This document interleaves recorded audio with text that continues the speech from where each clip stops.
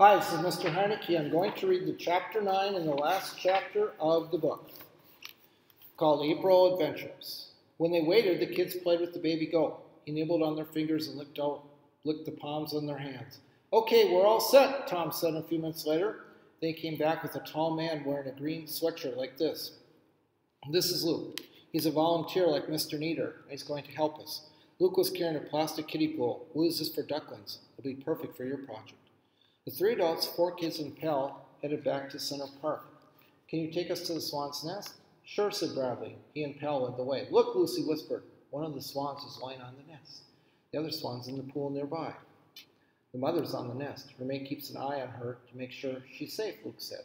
That poor mother swan's trying to hatch the eggs, Mr. Neater said. Okay, to make this work, we need to get her off the nest, Luke said. He walked towards the nest, waving the kiddie pool. The mother swan hissed at him, but she hopped off the nest and backed away. Never taking her eyes off the human, she waded into the pond. She joined her mate and glared at the intruders. When the mother swan out of the nest, everyone could see the golden Easter eggs. Mr. Neater removed the eggs and handed them to the 4 kids. Suddenly, the mother swan streaked over towards the kids, hissing and snapping her beak. Luke and Tom waved their arms, and she went back to the pond. She did not look happy. It's okay, Mama Swan. Pretty soon you'll have babies to keep you busy. Ready to get wet? Tom asked Luke and Mr. Neater. He kicked off his sneakers. How deep is the water? Mr. Neater said. He was pulling off his socks and shoes. Very deep, Luke said, removing his sneakers. I helped clean up some litter last year. I only got wet up to my knees. Can we help, said Bradley? Absolutely, said Tom. After this, and after all, this was your idea. But first this. Very gently, Tom took the 2 real swan eggs out of his sweatshirt pocket. He laid them in the center of the nest. Now let's gather around the nest, said Tom. All 7 of us will lift it together and place it inside the kiddie pool.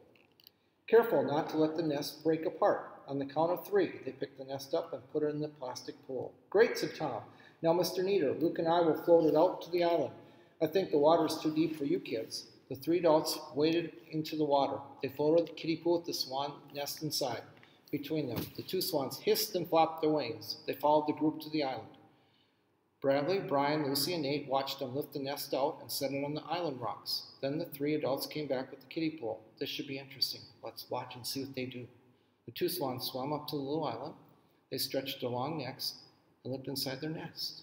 Then they began grunting. They've seen the eggs, said Bradley. It just took a few seconds for the mother swan to sit on the eggs. Her mates stayed near the nest. I think the problem has been solved. That was a great idea, said Mr. Neater. So now the raccoons and snakes won't be able to get their eggs, right? That's right, said Tom. Where was the nest before? Any creature could sneak up and steal the eggs while Mama Swan was off the nest.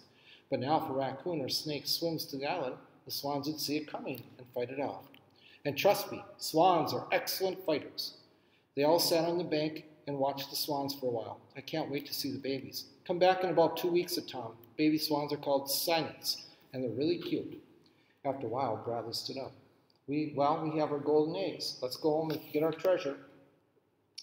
The kids thanked Mr. Neater, Tom, and Luke. Then they headed across the park towards Bradley and Brian's house. 5 minutes later, the 4 kids and Pal burst into the kitchen. Drew, Josh, and Ruth Rose were at the table playing Monopoly. We've got them, Bradley said.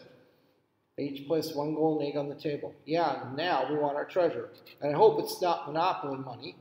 It's not at all, Josh said. He walked over to the refrigerator. See, I told you, it's food. Good, because I'm starving, said Brian. Josh opened the refrigerator and pulled out all 4 tall chocolate Easter bunnies. Awesome, Nate said. Right away, he broke off the chocolate ear and began chewing. So, where did you guys find the golden eggs? It's a long story, said Bradley. Drew, Josh, and Ruth Rose just looked at them. So we're waiting. We fought off a giant snake and a pack of hungry canoes, and we had to swim in the pond. Is that all true? Bradley looked at Chocolate Bunny. Of course it's true. Will we tell why the day before Easter? The end of the book.